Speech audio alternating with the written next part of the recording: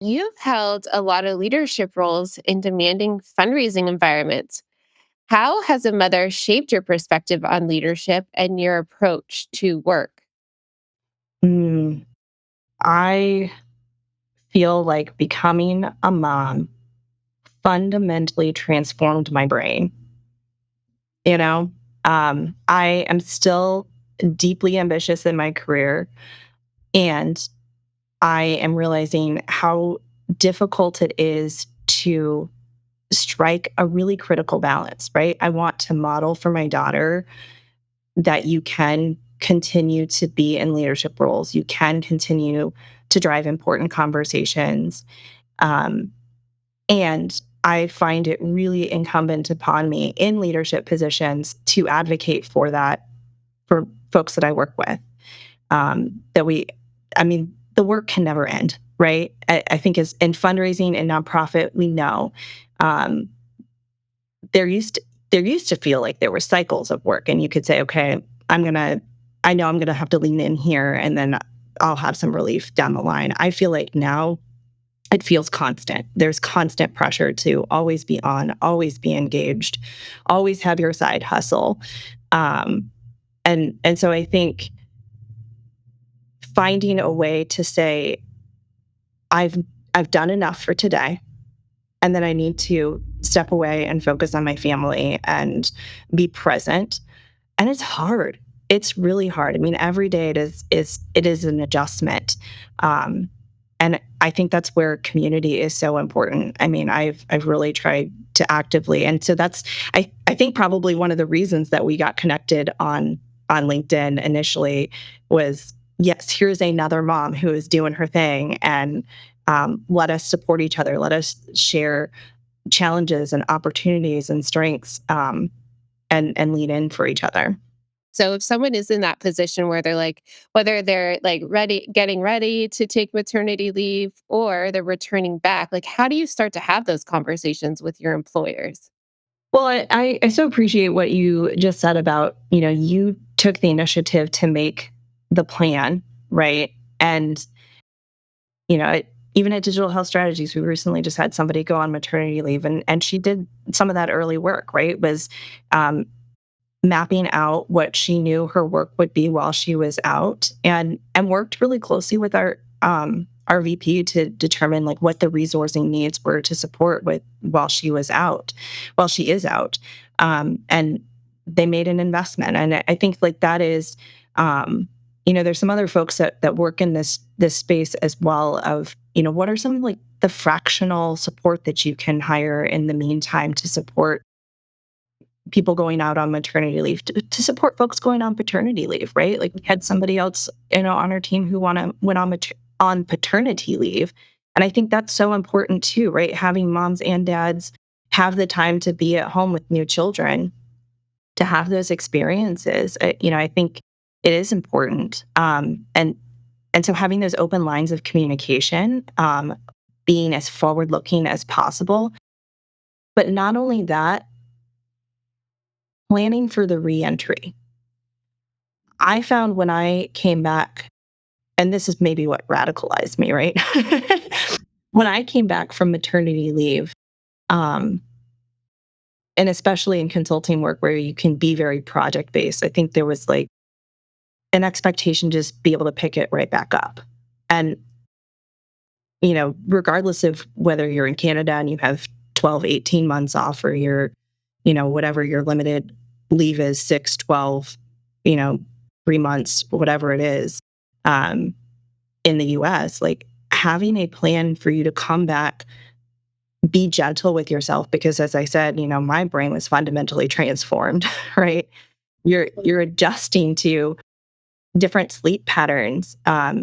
And frankly, even today with a 2-year-old, I'm adjusting to different sleep patterns, right? And so having grace for yourself, you're going to come back different. Having grace for each other, and figuring out where you can support, and learning how to ask for help. I'm still not real good at that.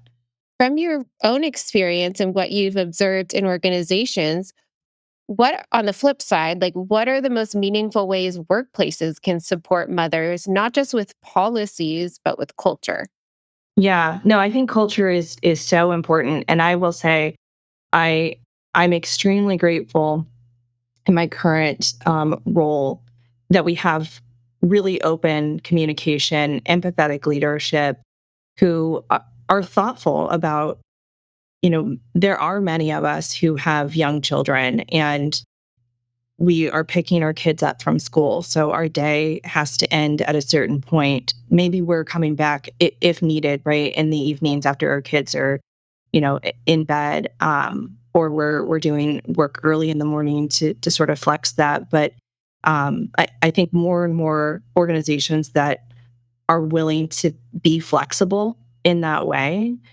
I My daughter had an accident at preschool a few Oh, I'm so months ago, sorry. and she had to get stitches. And you know, it was scary, right? It was a scary moment, but people stepped in, right? Like that was the culture. They said, "You need to go. You need to handle this. We're going to get you off of meetings for today." And that, I think, speaks volumes, in a way that I didn't feel like I needed to feel guilty, that I needed that time.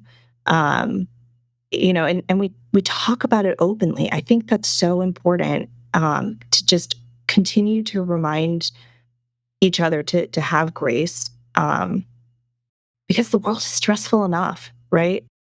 Beyond what we're doing in our day-to-day work lives, like there's just so much happening in the world and politically and economically. Like, just give each other grace. I would love to ask you as you think about like work life balance, what are some of those glass balls that you hold tight to? And some of those plastic balls as becoming a mother, you've kind of let go to the side. Not that they're not important, they just season and you can't do it all. Yeah.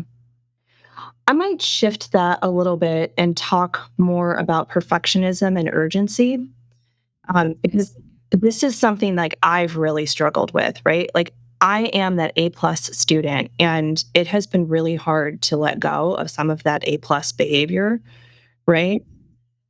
Um, and to let go of some of that urgency, and I would challenge folks to think about urgency culture and perfectionism. I've been challenged with this as well, of like how how is that rooted in,